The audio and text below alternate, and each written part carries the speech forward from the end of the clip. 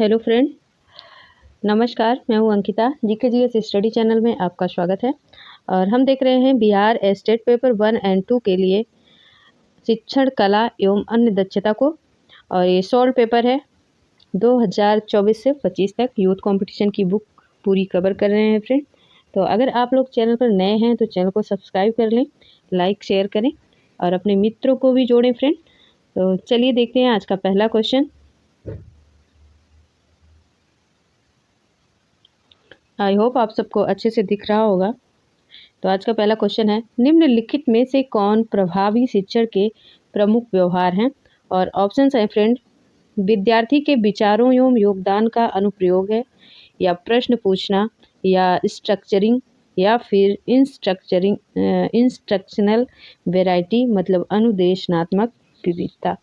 तो प्रभावी शिक्षण में प्रमुख व्यवहार पूछा जाएगा तो option A is right answer. क्योंकि विद्यार्थी के विचारों का जब तक योगदान नहीं होगा, अनुप्रयोग नहीं किया जाएगा, तब तक वो प्रभावी शिक्षण नहीं हो पाएगा।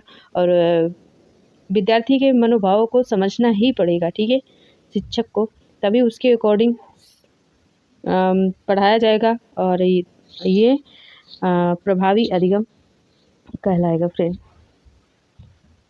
जैसे आप शिक्षार्थी किसी और तरीके से पढ़ना चाह रहा हो, मान लो बहुत ही इंजॉय के साथ पढ़ना चाह रहा हो, आप एकदम साइलेंटली बस पढ़ाए जा रहे हो, तो उसमें इंटरेस्ट नहीं जगा पा रहे हो, ये प्रभावी अधिगम नहीं कहलाएगा जब तक आप उसके अकॉर्डिंग या उसके विचारों के अकॉर्डिंग नहीं पढ़ाएंगे, ठीक है। नेक्स्ट क्वेश्चन है, एक शिक्षक का मुख्य कार्य है तो क्या है? इनपुट सब्जेक्ट मैटर मतलब विषय वस्तु बनाना, या फिर teaching solving problem solving technique समाधान विधि समझाना, या फिर गाइड पपिल ग्रोथ मतलब छात्रों को समृद्धि के लिए मार्गदर्शन देना, या maintain order in the class या कक्षा में प्रबंध बनाए रखना। तो एक शिक्षक का मुख्य कार्य क्या है कि छात्रों के समृद्धि के लिए मार्गदर्शन देना। Option C is right answer. क्योंकि शिक्षक एक ऐसे व्यक्ति होते हैं जिनके पास शिक्षण और सिखाने की समस्या व समझने के लिए विस्तृत ज्ञान की प्रणाली होती है। वे विशेषज्ञ होते हैं जिनका शिक्षण और सिखाने के विभिन्न ज्ञान आधारों पर नियंत्रण होगा और वे ज्ञान का उपयोग अपने कक्षा निर्देश के विज्ञान और ज्ञान मार्गदर्शन करने के लिए करते हैं।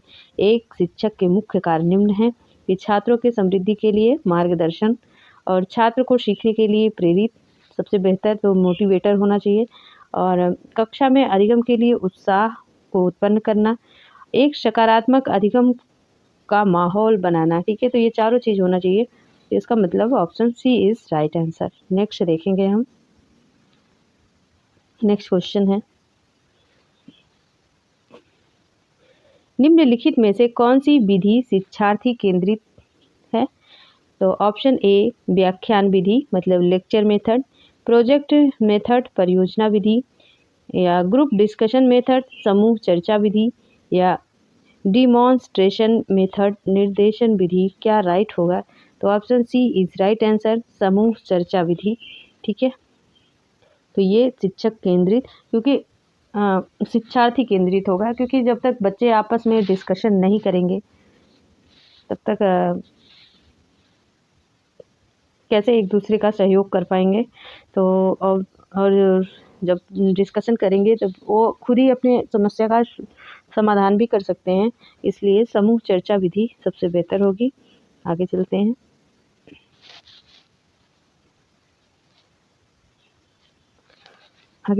और आज चौथा क्वेश्चन है। मेरी तबीयत भी कुछ ठीक नहीं है, मुझे बोलने में प्रॉब्लम है, लेकिन हमें क्लास निरंतर लेना है क्योंकि परीक्षा नज़दीक है, तो कंप्लीट भी करना है बुक को। तो चलिए देखिए आज का चौथा क्वेश्चन, अभिवृद्धि का विकास तथा प्रशंसा निम्नलिखित में से किस क्षेत्र में आता है? और ऑप्शन है कॉग्निटिव डेवलपमेंट संज्ञानात्मक विकास, अफेक्टिव डेवलपमेंट या भावनात्मक विकास, या फिजियो मोटर डेवलपमेंट मनोगामक विकास, या इनमें से सभी। तो अभिवृत्ति का विकास तथा प्रशंसा निम्नलिखित में किस क्षेत्र में आता है? तो option B is right answer, मनोभावात्मक विकास, अफेक्टिव डेवलपमेंट, ठीक है। क्यों? क्यों आता है देखते हैं। Bloom taxonomy of learning domain 3 प्रकार के शिक्षण शामिल होते हैं। एक तो कॉग्निटिव, अफेक्टिव और साइकोमोटर, ठीक है, या भावनात्मक आयाम तरीके शामिल हैं, जिसमें भावनात्मक रूप से चीज़ों से निपटते हैं, जैसे कि भावनाएं, मूल्य, आवृत्ति, प्रशंसा, उत्साह, प्रेरणा, दृष्टिकोण आदि। तो ये सब सारी जो होती हैं ये हमारी किस में आती हैं, मनोभावात्मक में आती हैं। सॉरी तो ये मतलब भावनात्मक विकास में आती हैं, ठीक है। मान लीजिए कोई टीचर है और वो खूब अच्छे से हमको मोटिवेट कर रहा है, तो उसने मेरे मनोभाव को प्रेरित किया ना, तो और उत्साहित किया, हमें इनकरेज किया। तो इसीलिए ये फिर मैं मनो बोल रही हूँ, ये भावनात्मक विकास अफेक्टिव डेवलपमेंट के अंतर्गत आता है। आगे चलेंगे अगले क्वेश्चन पर, और अगला क्वेश्चन है थॉर्नडाइक के अनुसार अधिगम का प्रयत्न और भूल विधि किस रूप में वर्गीकृत किया जा सकता है। ऑप्शन ए है द लॉ ऑफ एक्सरसाइज, अभ्यास का नियम, या फिर the principle of multiple response, मतलब बहु अनुक्रियाओं का सिद्धांत। और दो क्वेश्चन अलग हैं, तो एक बार हम नेक्स्ट पेज पे हैं तो हम एक बार फिर से देखेंगे क्वेश्चन को। थॉर्नडाइक के अनुसार अधिगम की प्रयत्न एवं भूल विधि को किस रूप में वर्गीकृत किया गया, तो अभ्यास का नियम या फिर बहु अनुक्रियाओं का सिद्धांत। तो दो ऑप्शन यहाँ देखा हमने, अभ्यास का नियम और बहु अनुक्रियाओं का सिद्धांत। और तीसरा है प्रायोगिक क्रिया का सिद्धांत या फिर संबंध सहचारी अधिगम का सिद्धांत। तो फ्रेंड ऑप्शन डी राइट होगा, क्योंकि संबंध और सहचारी अधिगम का सिद्धांत, क्योंकि सीखने की आदत के बारे में एक सामान्य अवधारणा यह है कि इसका अर्थ यह है कि यह सभी पर सीखने के कार्यों की ओर उन परिस्थितियों की स्थितियों में लागू होता है जिससे सीखना होता है। नेक्स्ट क्वेश्चन है मुख्यतः प्रभावी अध्यापन का प्रकार है अध्यापक का पांडित्य होना, या फिर टीचर हॉनेस्टी, अध्यापक का निष्ठावान होना, या फिर teacher ability make student learn, या बच्चों को सिखाने की अध्यापक की योग्यता, या फिर teacher favourable attitude, Harvard teaching, अध्यापन के प्रति अध्यापक की सकारात्मक आवृत्ति। तो क्या सही होगा, मुख्यतः प्रभावी अध्यापन का प्रकार। तो ऑप्शन डी कहलाएगा, क्योंकि अध्यापन के प्रति अध्यापक की सकारात्मक आवृत्ति बिल्कुल राइट आंसर है, ठीक है। जब तक एक सकारात्मक अवधारणा नहीं होगी, कॉन्सेप्ट नहीं तैयार करेगा टीचर, तब तक वो मुख्य रूप से प्रभावी अधिगम नहीं करा पाएगा, अध्यापन नहीं करा पाएगा। आगे चलेंगे, अगला क्वेश्चन सृजनात्मक चिंतन है। तो एक सेकेंड, तो हॉरिजॉन्टल मतलब क्षैतिज, या लॉन्गिट्यूडनल ऊर्ध्वाधर, या क्रॉस सेक्शनल मतलब अनुप्रस्थ, या फिर टेंजेंटल मतलब कोणीय।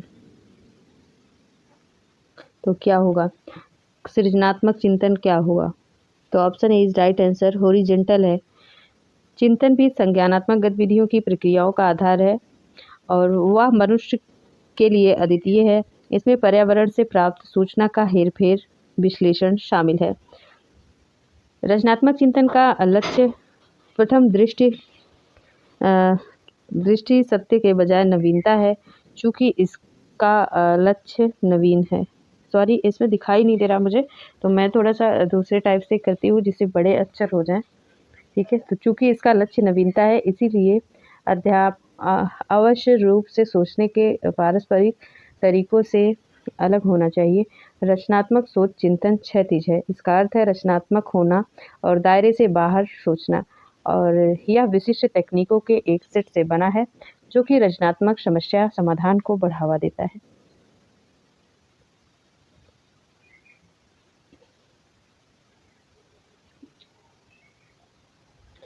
हम थोड़ा सा इस तरह से कर लेते हैं, इसको अब बढ़ा लेंगे जिससे आपको दिखाई दे और हमको भी थोड़ा पढ़ने में परेशानी हो रही है, तो जिससे और बड़ा अक्षर दिखाई दे, ठीक है। तो आई होप अब आपको अच्छे से क्वेश्चन दिखाई दे रहा होगा, दे रहा है कि नहीं कमेंट जरूर करिएगा।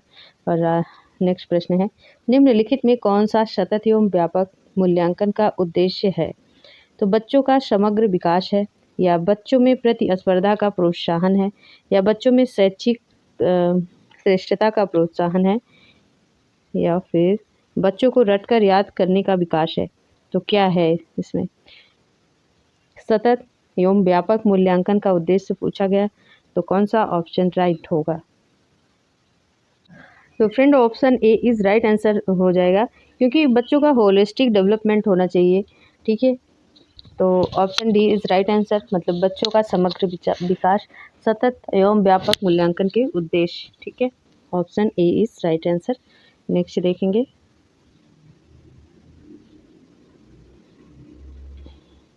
और नेक्स्ट क्वेश्चन है,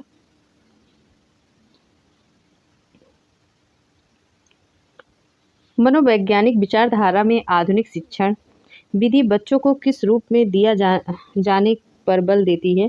तो क्लीन स्लेट मतलब कोरी स्लेट, इंफॉर्मेशन प्रोसेसर मतलब सूचनात्मक संसाधक, या फिर एक्टिव लिसनर सक्रिय श्रोता, या आज्ञाकारी अध्येता।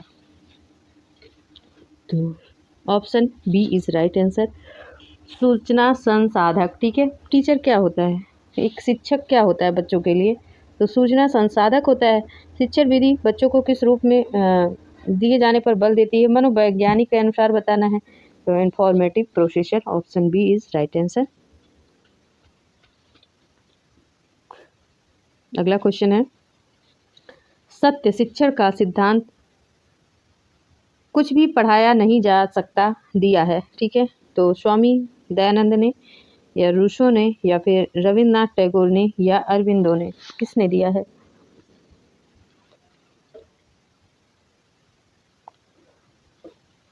तो सत्य शिक्षण का सिद्धांत कुछ भी पढ़ाया नहीं जा सकता, option D is right answer, Shri Aurobindo Ghosh ने दिया है। नेक्स्ट देखेंगे। और नेक्स्ट क्वेश्चन है,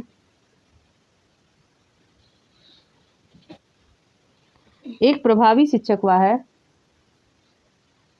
यहाँ नेक्स्ट है, एक प्रभावी शिक्षक वह है जो अपने विषय में पारंगत हो, या कक्षा में अनुशासन बनाता है, जो सौहार्द स्थापित करने में अच्छे हैं, या अपने विद्यार्थियों को स्वयं सीखने में सहायता करता है। तो क्या ऑप्शन सही है?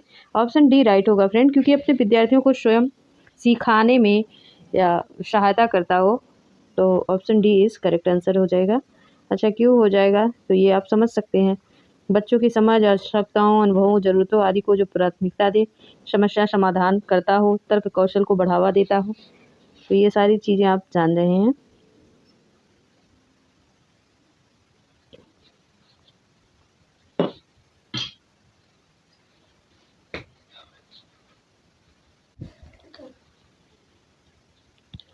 दिवा स्वप्न नामक पुस्तक के लेखक कौन है? तो कृष्णमूर्ति हैं, या गिजुभाई बधेका हैं, या महात्मा गांधी हैं, या रविंद्रनाथ टैगोर हैं। तो दिवा स्वप्न नामक पुस्तक के लेखक, option B is right answer, Gijubhai Badheka हैं।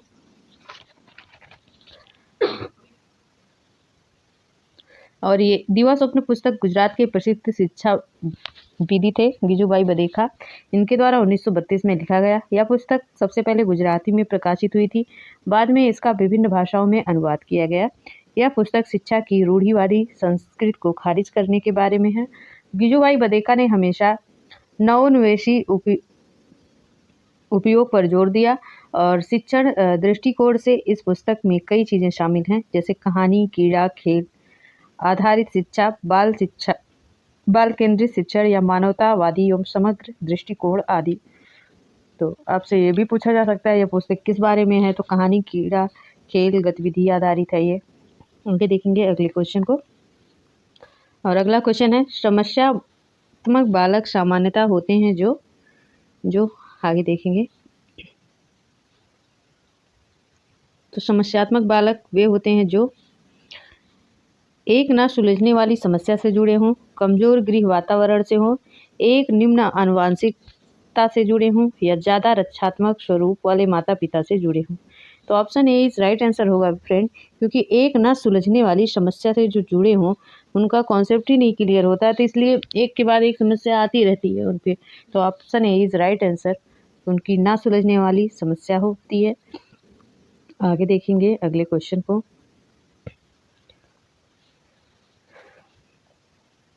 अगला क्वेश्चन है, शिक्षक प्रशिक्षण के लक्ष्य निर्धारित करने का महत्वपूर्ण पहलू है।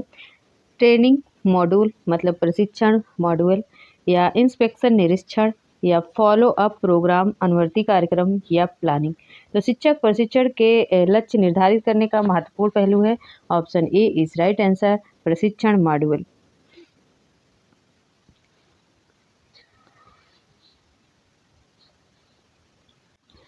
नेक्स्ट है, अवलोकन अधिगम का सिद्धांत किसने दिया? पावलोव ने, कुर्ट लेविन ने, बंडूरा ने, या कोहलर ने। तो अवलोकन अधिगम का सिद्धांत बंडूरा ने दिया। Option C is right answer. Next देखेंगे,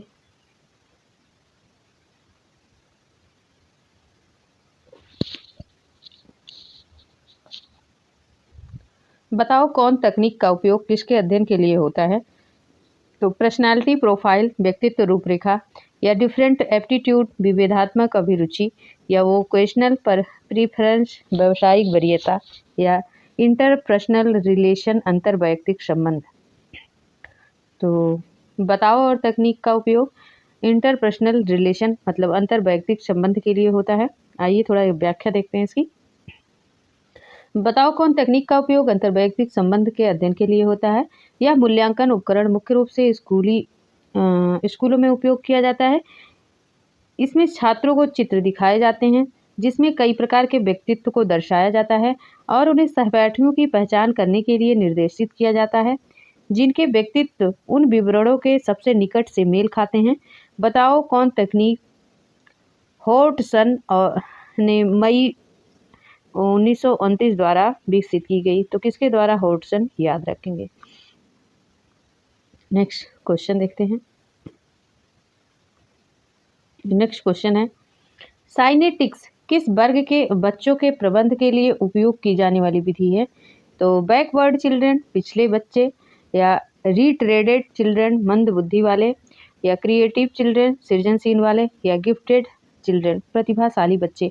तो साइनेटिक्स को आप जो समझना कि ये साइंस से रिलेटेड है, मतलब ऐसे याद करने के लिए।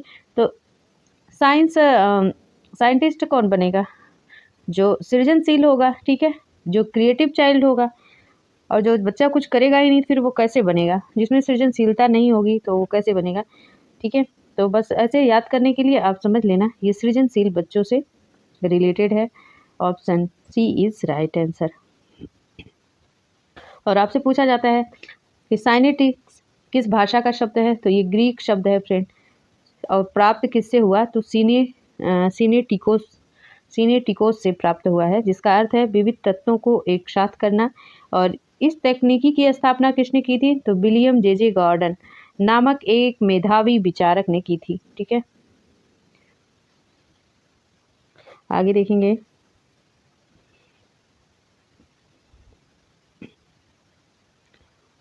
एक शिक्षक सही मायने में तब तक नहीं सिखा सकता जब तक वह स्वयं नहीं सीख रहा हो। यह किस विचारक द्वारा व्यक्त किया गया है? तो यह किस विचार द्वारा व्यक्त किया गया? नहीं, सही है, किस नहीं रहेगा। तो विवेकानंद द्वारा, गांधी द्वारा, टैगोर द्वारा, या अरविंद द्वारा। ठीक है, तो option C is right answer, Tagore द्वारा। क्योंकि जब एक शिक्षक किसी को कुछ सिखा रहा होता है तो वो खुद भी सीख रहा होता है। अगर वो ऐसा नहीं कर रहा है तो इसका मतलब वो अच्छे से अध्यापन नहीं करा पा रहा है। तो इसीलिए option C is right answer है। यह मत किसका है? यह किस विचारक का है? तो रविन्द्रनाथ टैगोर का है। आगे देखेंगे।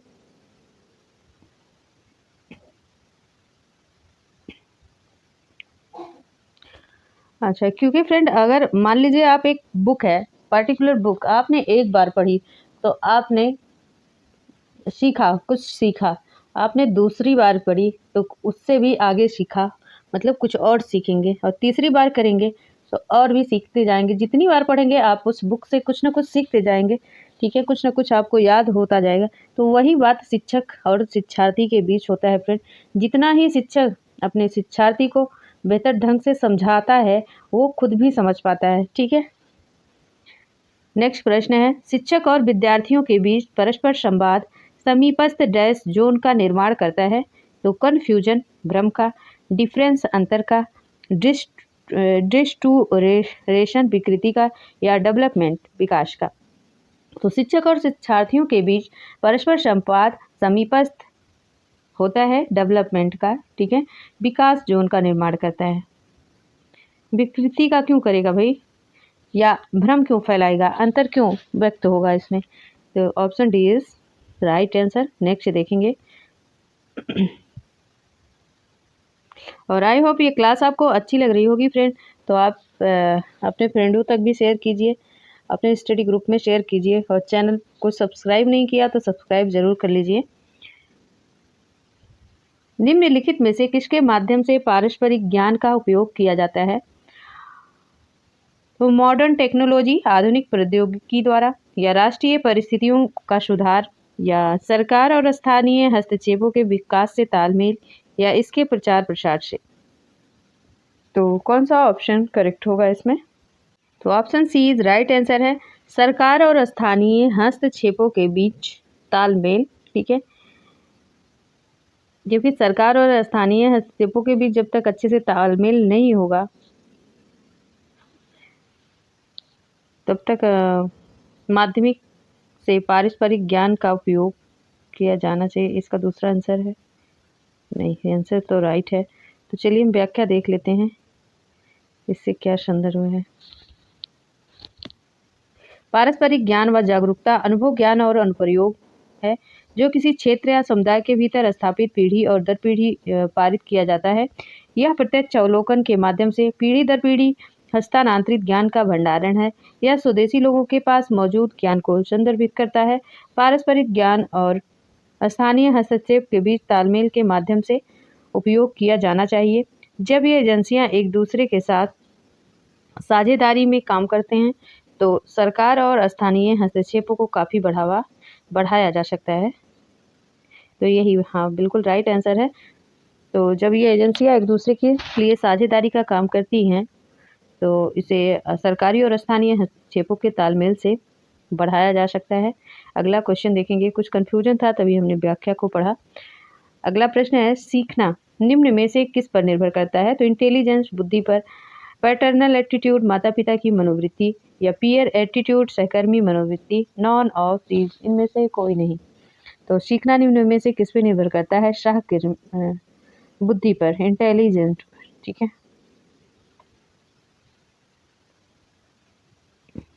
आगे देखेंगे अगले क्वेश्चन को। और अगला क्वेश्चन है, दिव्यांग बच्चों के लिए शिक्षा अनिवार्य है क्योंकि दे आर वैल्यूएबल, वे असुरक्षित हैं। They have a special need education, उनको शिक्षा की विशेष आवश्यकता है। दे आर पुअर, वे गरीब होते हैं। और it is basic constitutional right, यह उनका मौलिक संवैधानिक अधिकार है। तो बिल्कुल भाई शिक्षा अनिवार्य है सभी के लिए, क्योंकि ये सबका मौलिक अधिकार है, बेसिक कॉन्स्टिट्यूशनल राइट है ये, ठीक है, संवैधानिक अधिकार है। तो ये तो आप जान ही रहे हैं कि ये अधिकार में क्या कहा गया कि 6 से लेकर 14 वर्षों के बच्चों को मुफ्त और अनिवार्य शिक्षा प्रदान करने का अधिकार है। किस अनुच्छेद में है, तो अनुच्छेद 21A में है। संविधान के 86वें संविधान संशोधन अधिनियम 2002 के संविधान के अनुच्छेद में ये बात कही गई है। आगे देखेंगे अगले क्वेश्चन को।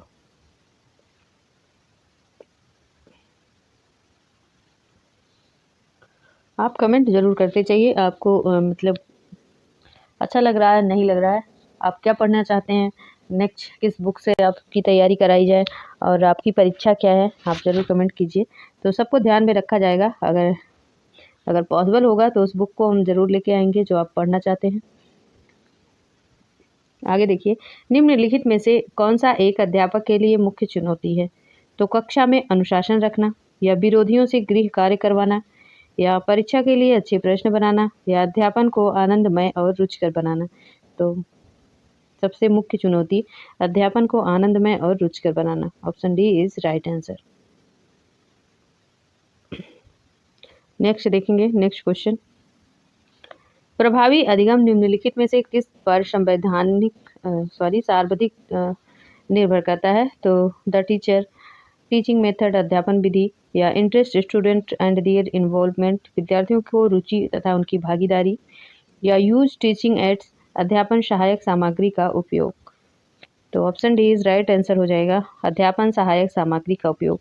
प्रभावी अधिगम निम्नलिखित में किस पर सर्वाधिक निर्भर करेगा? तो अध्यापन सहायक सामग्री का उपयोग। नेक्स्ट क्वेश्चन है, विद्यार्थी शिक्षक के किस गुण को सर्वाधिक पसंद करता है? तो लव फॉर डिसिप्लिन अनुशासन प्रियता, या पंक्चुअलिटी समय का पाबंद होना, डोमिनेंस अधिपत्यता, या इम्पेरिलिटी निष्पक्षता। तो बिल्कुल आसान सा क्वेश्चन है फ्रेंड, निष्पक्षता। ठीक है, निष्पक्षता, किसी एक पक्ष की बात ना करें। या बहुत सारे टीचर होते हैं फ्रेंड पुरानी पद्धति पर ही चलते हैं कि मतलब जो बच्चे से आंसर संभावित मिल जाता है उसी को बार बार सपोर्ट करते हैं, पूछते हैं, बाकी बच्चे बैठे रहते हैं। सबसे ज़्यादा तो इसमें बच्चों में डर होता है कि ये क्वेश्चन पूछे कि ना पूछें। तो सबसे ज़्यादा जो ज़रूरी है तो फ्रेंडली होना ज़रूरी है, ये तो है ही। और सबसे ज़्यादा बच्चे सोचते हैं कि हमारा टीचर सबके प्रति निष्पक्ष हो। ठीक है, option D is right answer, क्योंकि जो बच्चों को आता है, ज़्यादा आता है, ज़्यादा प्रतिभाशाली होते हैं, उन्हीं के पक्ष लेते हैं, उन्हीं के पक्ष में बात करते हैं। तो ऐसा भी नहीं होना चाहिए, सारे बच्चे आपके लिए समान हैं। तो आगे देखेंगे, और बाकी सारी चीज़ें तो होनी ही चाहिए, जैसे अनुशासन प्रियता, ये सब तो होना ही चाहिए। लेकिन जो सर्वाधिक पसंद करते हैं, जो सर्वाधिक लोग शिक्षक पसंद किए जाते हैं विद्यार्थी द्वारा, तो ऑप्शन डी उसके हिसाब से राइट होगा। आगे देखेंगे अगले क्वेश्चन को, ये तो आपने भी फेस किया हो, शायद देखा ही हो। आगे देखिए, भारत का सर्वोच्च नागरिक सम्मान भारत रत्न 2019 किसे प्रदान किया गया? ये 2019 का प्रश्न है। तो किसे प्रदान किया गया? प्रणब मुखर्जी को, भूपेन हजारिका को, नानाजी देशमुख को, या ऑल ऑफ देम। तो option D is right answer है, सभी को प्राप्त है। नेक्स्ट देखेंगे, निम्न में से कौन वर्तमान में नीति आयोग के उपाध्यक्ष हैं? तो अमिताभ कांत, या फिर राजीव कुमार, नरेंद्र मोदी हैं, या नॉन ऑफ देम। तो नीति आयोग पूछा गया है, नीति आयोग के पदेन अध्यक्ष कौन है? तो पदेन अध्यक्ष तो प्रधानमंत्री ही हैं, आप जानते हैं। इसकी स्थापना कब हुई? तो 2015 में हुई, और 2019 में इसके उपाध्यक्ष कौन थे? राजीव कुमार थे। वर्तमान में तो सुमन बेरी हैं, याद रखेंगे।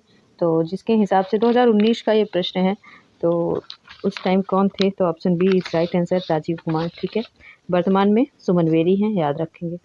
आगे देखेंगे अगले क्वेश्चन को, निम्नलिखित में से कौन सा एक हड़प्पा का बंदरगाह है? तो कालीबंगा, मोहनजोदाड़ो, लोथल, या इनमें से कोई नहीं। तो निम्नलिखित में से कौन सा एक हड़प्पा का बंदरगाह है? Option C is right answer, Lothal है।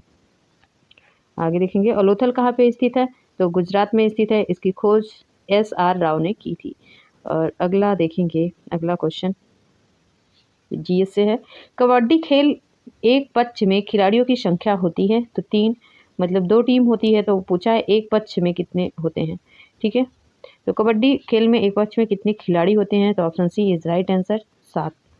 और आगे भी देख लेते हैं, फुटबॉल में कितने होते हैं? तो 11 होते हैं। हॉकी में भी 11 होते हैं। पोलो में 4 होते हैं, सबसे कम पोलो में होते हैं। आगे देखेंगे अगले क्वेश्चन को, अंतर्राष्ट्रीय मुद्रा कोष IMF का मुख्यालय कहाँ है? तो जिनेवा है, रोम, नई दिल्ली, वॉशिंगटन DC में है।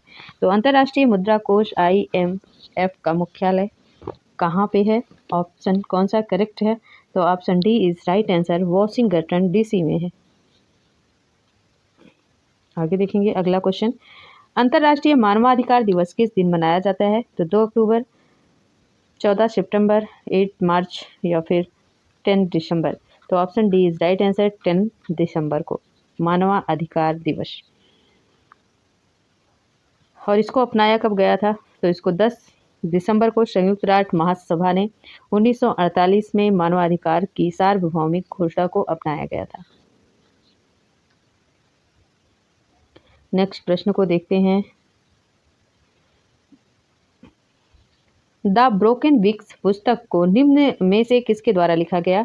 तो सरोजनी नायडू के द्वारा, अरुंधति राय के द्वारा, किरण बेदी के द्वारा या किरण देसाई के द्वारा। तो द ब्रोकन विक्स पुस्तक, option A is right answer, Sarojini Naidu के द्वारा लिखा गया। और ये कब लिखा गया? तो 1915 से 16 में लिखा गया। और इस पुस्तक में प्रेम, मृत्यु, भाग की संबंधी गीत शामिल हैं, याद रखेंगे। आगे देखेंगे अगले क्वेश्चन को। निम्न में से कौन सी नदी अरब सागर में गिरती है? तो गंगा, गोदावरी, नर्मदा या ब्रह्मपुत्र। तो option C is right answer, Narmada. ठीक है। और नर्मदा नदी भड़ौच के दक्षिण अरब सागर में मिलती है।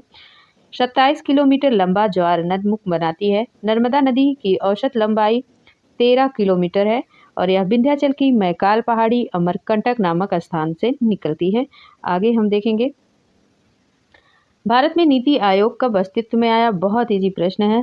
तो option A is right answer होगा, 1 जनवरी 2015 को। और नीति आयोग के पदेन अध्यक्ष कौन? तो पदेन अध्यक्ष प्रधानमंत्री होते हैं। आगे देखेंगे अगला क्वेश्चन। राज्यसभा की सदस्यता के लिए न्यूनतम उम्र सीमा है? तो 21 वर्ष है, 25, 30 या फिर 35 है। तो राज्यसभा के लिए फ्रेंड 30 वर्ष है। ठीक है। अगर राज्यसभा का सदस्य बनना है तो आपकी आयु 30 वर्ष होनी चाहिए। ग्राम पंचायत का बनने के लिए 25 वर्ष और लोकसभा का भी 25 वर्ष। और भारत के राष्ट्रपति अगर बनना चाहते हैं आप तो आपकी उम्र 35 वर्ष होनी चाहिए। आगे देखेंगे अगले क्वेश्चन को।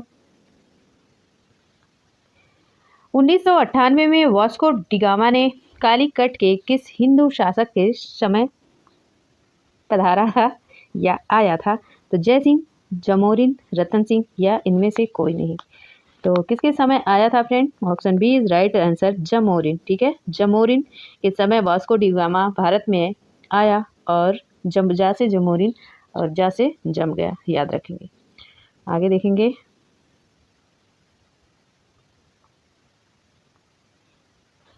अच्छा व्याख्या भी देख लीजिए इसकी।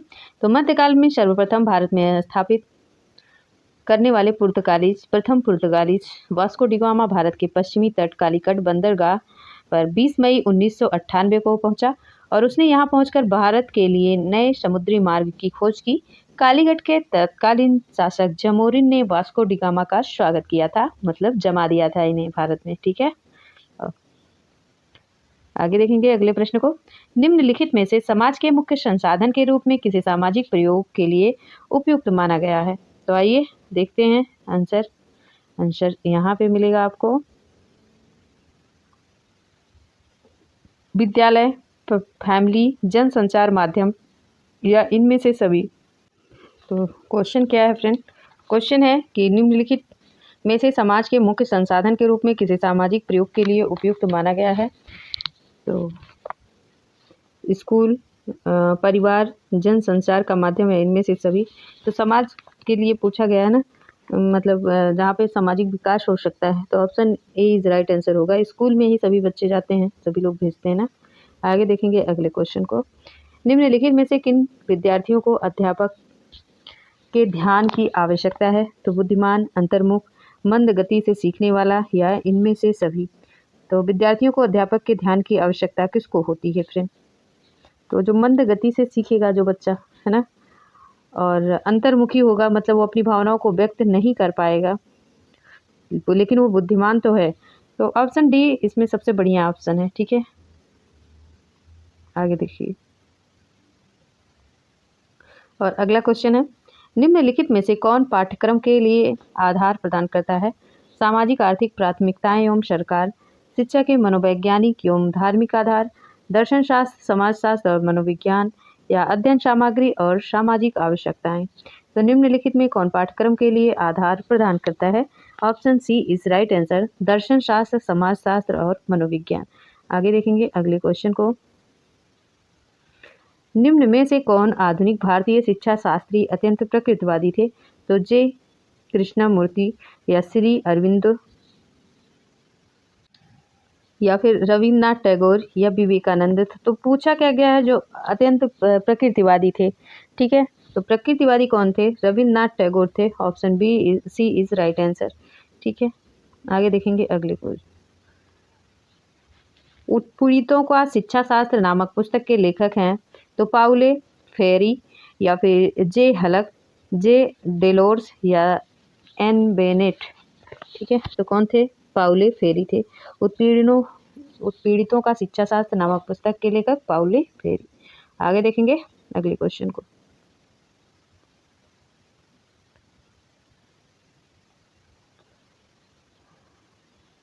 प्रारंभिक शिक्षा के सार्वभौमिकरण का अर्थ है पिछड़े वर्गों के सभी बच्चों को शिक्षा, सभी लड़कियों को शिक्षा, सभी बच्चों को मुफ्त एवं अनिवार्य शिक्षा, या फिर 6 वर्ष से लेकर 14 वर्ष के बच्चों के लिए मुफ्त अनिवार्य शिक्षा। तो कौन सा ऑप्शन करेक्ट होगा? तो option D is right answer है। ठीक है, सार्वभौमिकरण का मतलब प्रारंभिक शिक्षा सभी के लिए अनिवार्य कर दिया गया। आगे देखेंगे। अच्छा, कब किया गया है तो आप जान ही रहे हैं, कौन सी अनुसूची में? तो 21A में। आगे देखिए अगला क्वेश्चन। स्वतंत्रता प्राप्ति के बाद भारत सरकार द्वारा महिलाओं की शिक्षा के संबंध में गठित की जाने वाली पहली समिति है तो Radha Krishnan commission, Mudaliar commission, Kothari commission या फिर दुर्गाबाई देशमुख। तो option A is right answer, Durgabai Deshmukh. ठीक है, स्वतंत्रता प्राप्ति के बाद तुरंत भारत सरकार द्वारा महिलाओं की शिक्षा के संबंध में, याद रखना महिलाओं की शिक्षा के संबंध की बात, तो कौन सी थी? दुर्गाबाई देशमुख, जिन्होंने महिलाओं की शिक्षा के संबंध में बात किया था।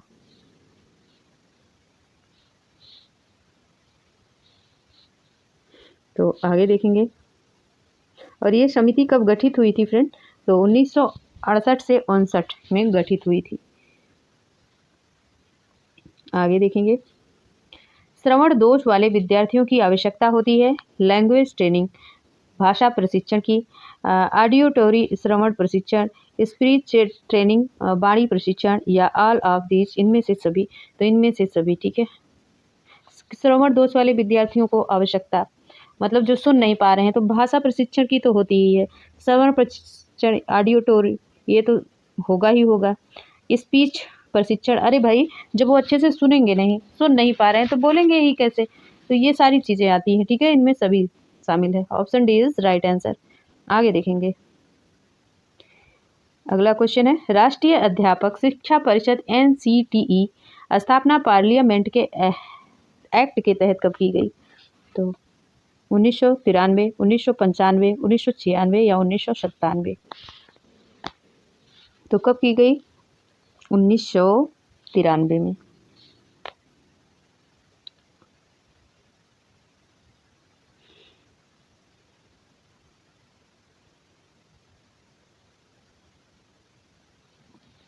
अगला क्वेश्चन है, निम्न में से शिक्षा में कौन सा संसाधन सम्मिलित नहीं है?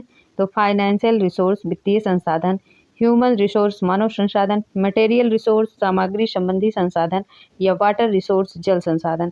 तो option D is right answer, water resource जल संसाधन सम्मिलित नहीं किया गया है। ठीक है, शिक्षा के लिए। बाकी वित्तीय वो टैक्स वगैरह तो दिया ही जाता है शिक्षा के लिए। मानव संसाधन, ठीक है, सामग्री संबंधी संसाधन ये भी दिया जाता है, लेकिन जल संसाधन नहीं है। ठीक है, सम्मिलित नहीं किया गया इसको। आगे देखिए, ये क्वेश्चन रिपीटेड है। आगे देखिए, शिक्षा मानव संबंधों की वकालत को Elton Mayo, Henry Phayal, Taylor या डेविस। तो शिक्षा में मानव संबंधों की वकालत को किसने दिया था यह सिद्धांत? तो बताना आपको। Option A is right answer, Elton Mayo ने। ठीक है, एल्टन मेयो ने की थी। आगे देखिए अगले क्वेश्चन को। मध्याह्न भोजन योजना का मुख्य उद्देश्य है नामांकन बढ़ाना, मतलब इंक्रीज इनरोलमेंट, इन्वॉल्व कम्युनिटी, समुदाय की सहभागिता बढ़ाना, इंगेज टीचर शिक्षकों की व्यस्तता बढ़ाना, या सॉल्व अनएम्प्लॉयड बेरोजगारी को दूर करना। तो सबसे पहले जान लीजिए, इसका मध्याह्न भोजन योजना का मुख्य उद्देश्य नामांकन बढ़ाना था। और क्यों था? तो आइए देख लेते हैं। मध्याह्न भोजन योजना मुख्य उद्देश्य बच्चों को नामांकन बढ़ाना था।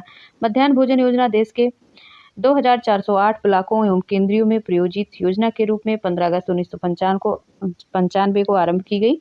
वर्ष 1997 से 98 तक यह कार्यक्रम देश के सभी ब्लॉकों में आरंभ कर दिया गया। ठीक है, तो पहले ये था कि कुछ बच्चे थे जिनको भोजन ही नहीं मिल पाता था, जो ऐसे रहते थे फुटपाथ वगैरह पे रहते, भाई उनको भोजन ही नहीं मिल पाता तो वो पढ़ेंगे क्या? पहली जो ज़रूरत है इंसान की तो भूख है ना, भोजन रोटी कपड़ा मकान। तो पहली जो आपका मतलब भोजन ही नहीं मिल पाता था, तो इस वजह से ये चलाया गया था मध्याह्न भोजन, कि चलो भाई हम शिक्षा भी देंगे आपको और एक टाइम का भोजन भी देंगे। ठीक है, आगे देखिए अगले क्वेश्चन को, क्योंकि फ्री होते हुए भी शिक्षा लोग भेजते नहीं थे स्कूल। आगे देखिए अगला, को करिकुलर एक्टिविटी आर टू, सह पाठचर्या क्रिया क्या है? तो छात्र के विकास के लिए है, विद्यालय विकास के लिए है, छात्रों को विद्यालय रोकने के लिए है, या समुदाय की मांगों को पूरी करने के लिए है? तो सह पाठचर्या क्रिया पूछा गया है, तो option A is right answer है। सह पाठचर्या का मतलब CCA, को करिकुलम एक्टिविटीज मतलब CCA। ठीक है, तो option A is right answer, छात्रों के विकास के लिए है। आगे देखेंगे अगले क्वेश्चन को, मनोविज्ञान विश्लेषण किया गया है अल्फ्रेड एडलर द्वारा, कार्ल जंग द्वारा, आइंस्टीन द्वारा, या सिगमंड फ्रायड द्वारा? तो option D is right answer, Sigmund Freud द्वारा। आगे देखेंगे, किसने कहा कि शिक्षा सामाजिक परिवर्तन अनुसरण करती है? तो आठवे ने, चांडीवी ने, जॉनसन या दुर्किम? तो आठवे ने कहा कि शिक्षा सामाजिक परिवर्तन का अनुसरण करती है। आगे देखेंगे,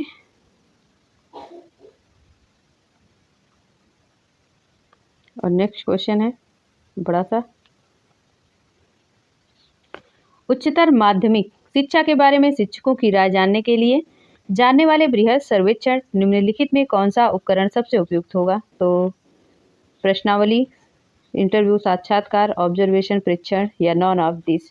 तो option A is right answer, question Nair. ठीक है, तो अब प्रश्नावली, option A is right answer. आगे देखेंगे, एक विषय के रूप में शिक्षा मनोविज्ञान से तात्पर्य है शैक्षिक ज्ञान, शिक्षा विषय ज्ञान का मनोविज्ञान अनुप्रयोग, या मनोविज्ञान की जानकारी का शिक्षा में समन्वय, या इनमें से कोई नहीं? तो एक विषय के रूप में शिक्षा मनोविज्ञान से तात्पर्य, तो option B is right answer होगा, शिक्षा विषय ज्ञान का मनोविज्ञान का अनुप्रयोग। ठीक है, आगे देखिए, निम्नलिखित में कौन सा प्रकार शिक्षा के साधन के रूप में विद्यालय से संबंध नहीं है? तो ज्ञान, मूल्य, रीति रिवाजों आदि संरक्षण, या धार्मिक समस्याओं हेतु निश्चित समाधान, या सामाजिक विकास हेतु मार्ग निर्देशन, या भावी भूमिका के निर्वहन हेतु बच्चों का सामाजिकरण? तो क्या होगा answer? Option B is right answer है, संबंध नहीं पूछा गया। ठीक है, तो धार्मिक समस्याओं हेतु निश्चित समाधान क्या विद्यालय में होता है? तो बिल्कुल नहीं, option B is right answer. प्रश्न बड़ा सा है लेकिन बहुत ईजी है, अगर आप ध्यान से पढ़ेंगे तो कर पाएंगे। आगे देखिए अगला क्वेश्चन, शिक्षा के दर्शन का कौन सा संप्रदाय डार्विनवाद के विकास के सिद्धांत से निकटता जताएगा? तो प्रयोजनवाद, आदर्शवाद, न्यूट्रलिज्म, या इनमें से कोई नहीं? तो option C is right answer, प्रकृतिवाद।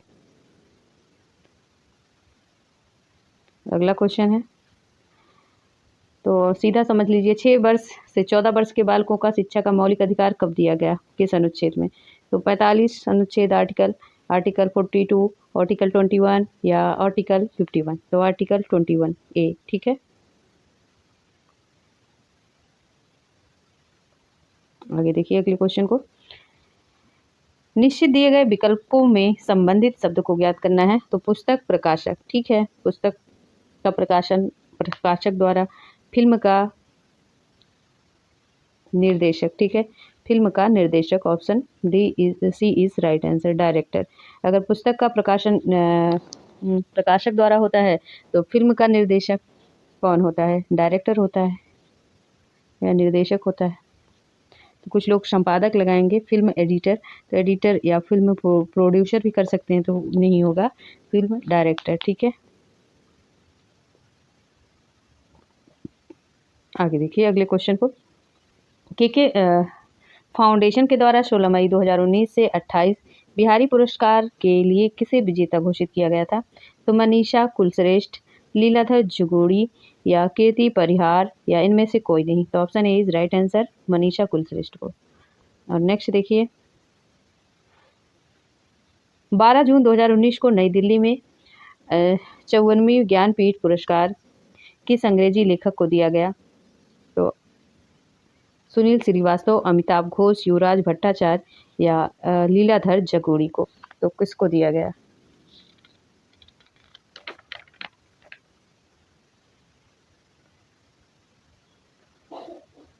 तो किसको दिया गया? Option B is right answer, Amitabh Ghosh को। और अमिताभ घोष ये अंग्रेजी लेखक थे। ठीक है, आगे देखिए अगला क्वेश्चन। और अगला क्वेश्चन है, आर टेढ़ा सा आया है। तो भारत के वर्तमान मुख्य चुनाव आयुक्त निम्न में से कौन है? अशोक लवासा, सुनील अरोड़ा, सुनील चंद्रा या फिर इनमें से कोई नहीं। तो कौन सा ऑप्शन करेक्ट होगा? तो option B is right answer, Sunil Arora. और अब हम यही स्टॉप करते हैं। स्टॉप इसलिए करते हैं क्योंकि क्लास बहुत बड़ी हो जाएगी फ्रेंड। तो बड़ी क्लास आप रीड नहीं करते, देखते नहीं, तो 45 मिनट मैक्सिमम की क्लास होती है। तो आप ज़रूर देखिए। चैनल को सब्सक्राइब नहीं किया तो सब्सक्राइब कर लीजिए। Thanks for watching this channel.